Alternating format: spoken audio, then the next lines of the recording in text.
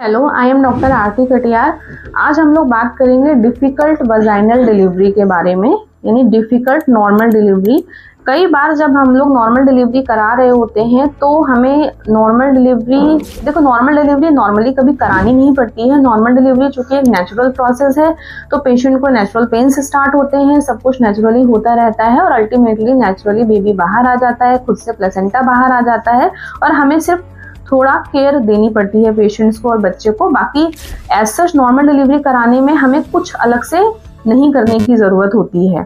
लेकिन कुछ केसेस में जो ये नॉर्मल डिलीवरी होती है ये थोड़ा सा डिफ़िकल्ट हो जाती है। जैसे अगर मान लीजिए बच्चे का जो वेट है वो थोड़ा ज़्यादा है, 3 किलो या 3 किलो से ऊपर का बच्चा है, तो नॉर्मल डिलीवरी कराने के दौरान दिक्कत आती है। अब इसमें आपको समझना क्या है, मान लीजिए आप किसी पेरिफेरल सेंटर पे डिलीवरी करा रहे हैं जहाँ पे कोई एक्सपर्ट डॉक्टर नहीं है। चूंकि पेरिफेरल सेंटर्स में जो सिस्टर होती हैं या जो असिस्टेंट्स होते हैं या जो आपका नर्सिंग स्टाफ होता है वो लोग नॉर्मल डिलीवरी असिस्ट कराते हैं। तो कई बार क्या होता है कि जब बच्चा जो आपकी गर्भनाल है उससे बाहर निकल रहा होता है तो बच्चे का साइज बड़ा होने की वजह से या उसका सिर बड़ा होने की वजह से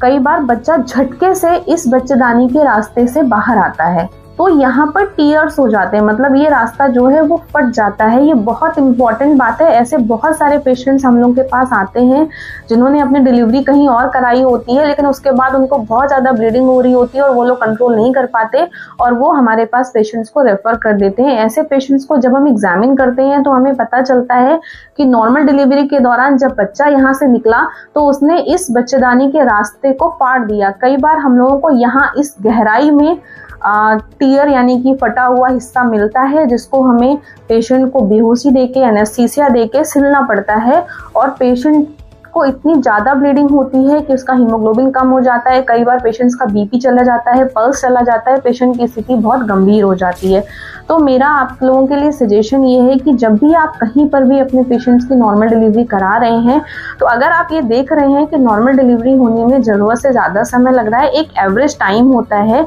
कि किसी मदर का अगर पहला बच्चा है तो 12 घंटे में नॉर्मल डिलीवरी हो जानी चाहिए,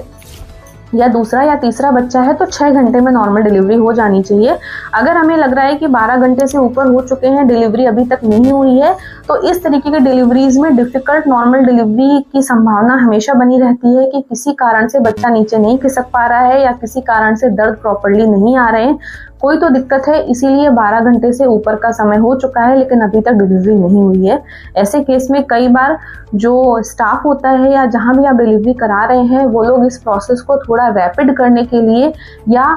डिलीवरी को असिस्ट करने के लिए कई बार पेन बढ़ाने के लिए कुछ इंजेक्शंस या ड्रग्स दे देते हैं जिससे पेन बहुत ज़्यादा उठने लगते हैं, तो बच्चा कभी कभी झटके से बाहर निकल आता है। जब बच्चा झटके से बाहर निकल आता है उसी दौरान ये हिस्सा फट जाता है। कई बार जहाँ से बहुत ज़्यादा ब्लीडिंग होती है वो ब्लीडिंग इतनी ज़्यादा होती है कि वो मतलब मान के चलिए कि 2 से 3 घंटे के अंदर पेशेंट का हीमोग्लोबिन 12 ग्राम से 6 ग्राम रह जाता है और एक रियल इमरजेंसी में केस तब्दील हो जाता है। हमें तुरंत पेशेंट की सर्जरी करनी पड़ती है, तब जाके हम पेशेंट्स को बचाने में संभव हो पाते हैं। तो हमारा सजेशन ये है कि नॉर्मल डिलीवरी जब आप कराइए तो ये ज़रूर से ध्यान रखिए कि आप कहाँ पर करा रहे हैं, वो जगह कितनी इक्विप्ड है ये प्रॉब्लम डील करने के लिए, और जो डॉक्टर कह रहा है उसकी बात को बहुत ध्यान से सुनिए और उसी के अनुसार अपना निर्णय लीजिए। धन्यवाद।